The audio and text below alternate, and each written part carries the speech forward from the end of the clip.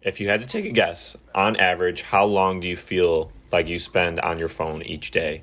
Are you mindlessly scrolling through TikTok and Instagram and YouTube Shorts and any other short form platform content all the time, doom scrolling, losing hours and hours on end?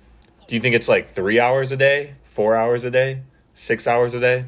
For me, when I was in my early 20s, I felt like my phone was starting to consume my life. For a lot of us, it honestly is. Your phone is your lifeline to a lot of things. I mean, even my phone right now is connected to my bank account card, so I can do that tap to pay type thing. And it's good, it's nice, it's convenient, but we become so reliant on our phone that like our life almost exists through our phone.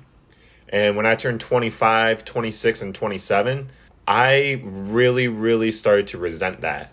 I have never been a huge fan of Facebook or Instagram, but it just felt weird if I didn't partake in it. So when I was in high school and Facebook started booming, I got an account. I used that account for years.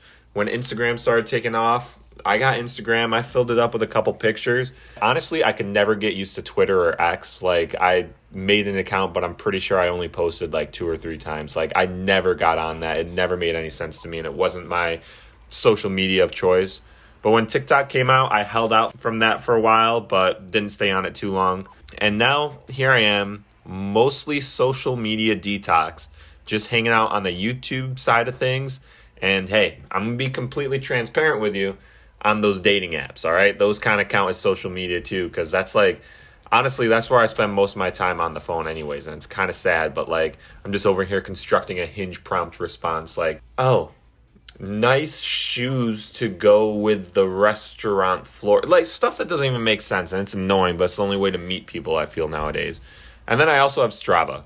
And Strava is kind of like a social media app for us fitness enthusiasts. And I'm not going to lie, I really do love Strava and documenting all my runs and hikes and bikes. So I don't see myself getting rid of that. Like, that serves a purpose of fulfillment for myself and gives me those numbers I'm a nerd about. Anyways, I mostly quit social media. That means no Facebook, no Instagram, no Twitter or X or whatever it's called nowadays, and definitely no TikTok.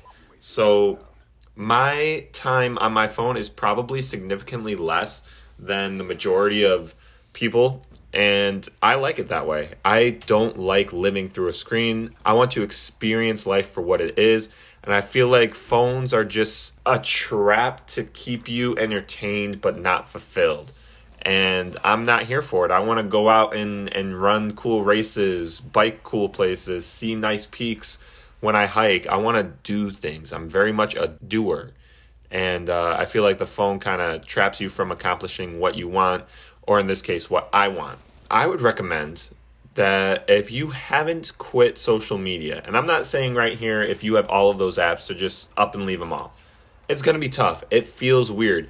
Actually, let me pivot right here and tell you guys, in 2023, I deleted Instagram. I don't remember exactly what month, but I do remember it was a couple of years ago. I was sick of it. All I did was post my running times on it from like races that I did and pictures of it, and I was like, I don't really need this. This is just kind of stupid.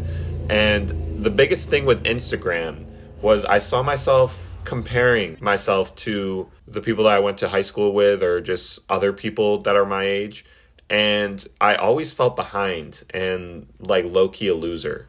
I started not liking Instagram a lot because I would see like my classmates starting to build a family and have kids, and I'm over here, woohoo, doing a 10K, you know? And I just felt bad, or like they would start this really cool job, and I'm over here like stocking yogurt now because I wanted to leave delivering mail. It just lowered my self-esteem, kept me comparing, and I just knew it was toxic. But for some reason, and I think this is true for probably all of us, and that's why we keep it, it's addicting. And they know, those apps know they're addicting, and you can post something and get likes, and that those likes give you the dopamine to keep you coming back. But I can assure you that the net worth of Instagram for me was net negative. And if you take a look and take a step back from yourself and your relationship with Instagram, it very well could be a net negative as well. If you are to delete one app, which is what I would recommend if you want to try to start quitting social media. Facebook could probably be the easiest because it just seems like the most outdated and you probably use it the least amount out of all of them. So you could start slowly by deleting Facebook. And then the next one I would encourage you to do, I don't know how hooked people get on X or Twitter, so I really have no say in that. But the next one I would encourage you to delete is Instagram, because that's a comparison trap and it's not good. In 2025, the very early months, so this is very present now, January, I believe it was, right after one of my trips, I deleted Snapchat. And I remember I was like honestly scared to delete Snapchat. I was thinking to myself, my mom texts me on Snapchat. How's she going to text me?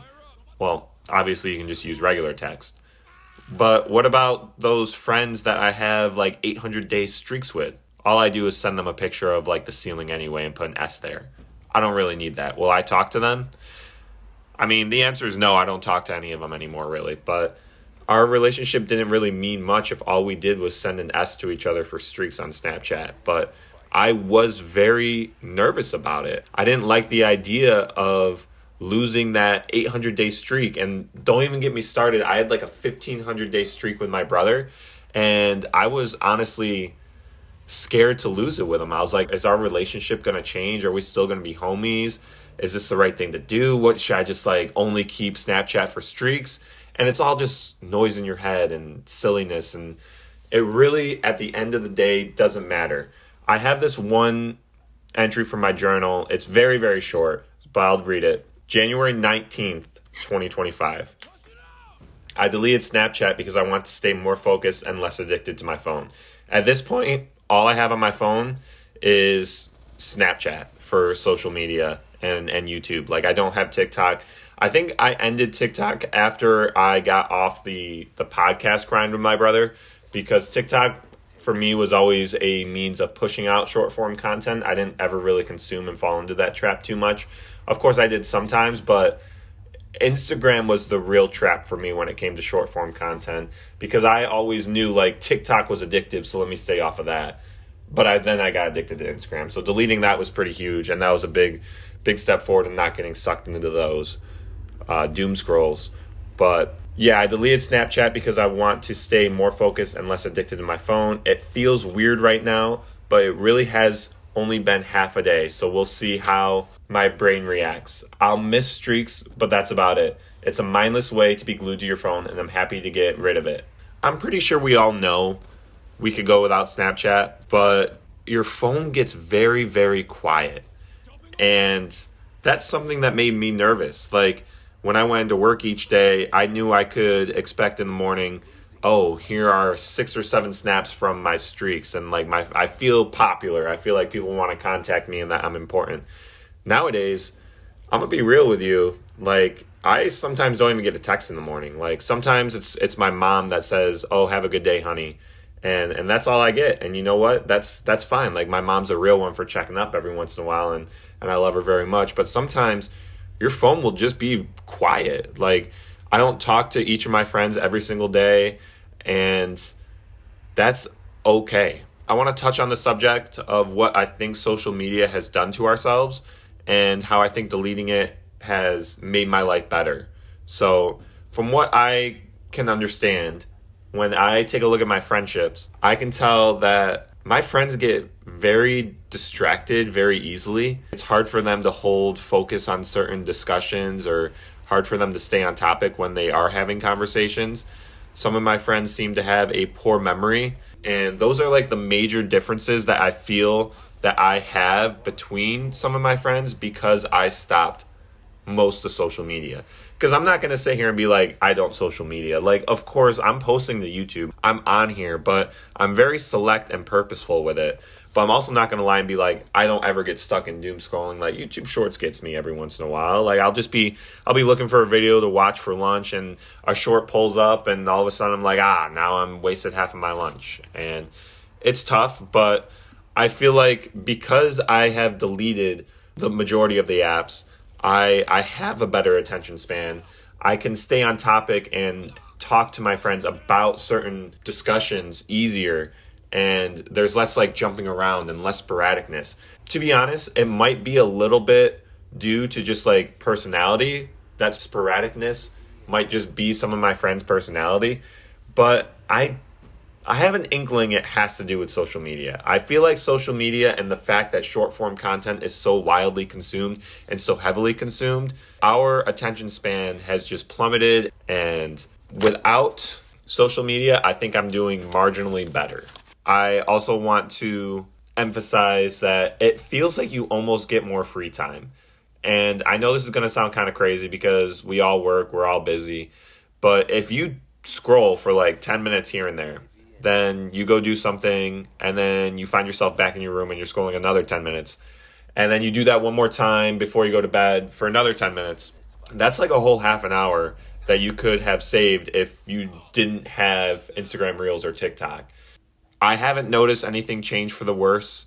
I still talk to everyone that's important to me. In fact, more of our discussions are more deliberate. Like, we're not just sending pictures of our foreheads to each other or pictures of a drink that we're having. We're talking to make plans, or we're talking to send pictures back and forth of a trip that we just went on, or we're talking to have a debate about something that happened. And it's good. I like deliberateness and things with a purpose. I don't want just noise on my phone. So it will take getting used to your phone being quiet, but your phone will feel like it has a purpose again. I knew I was addicted to my phone because once I deleted Snapchat and everything was quiet, I still had what I'm pretty sure everyone has. They're called phantom vibrations. Is when you think your phone's vibrating, but your phone is actually not vibrating. Truthfully, I don't know if quitting social media has made my life remarkably better or not. All I know is I don't want to live through a screen. Not being sucked in for hours at a time on the regular has allowed me to have other hobbies that I am proud of. I run, I journal, I love to bike. I'm not good, but I try to get involved in chess. I do this YouTube channel, I read, I gym, I go hiking.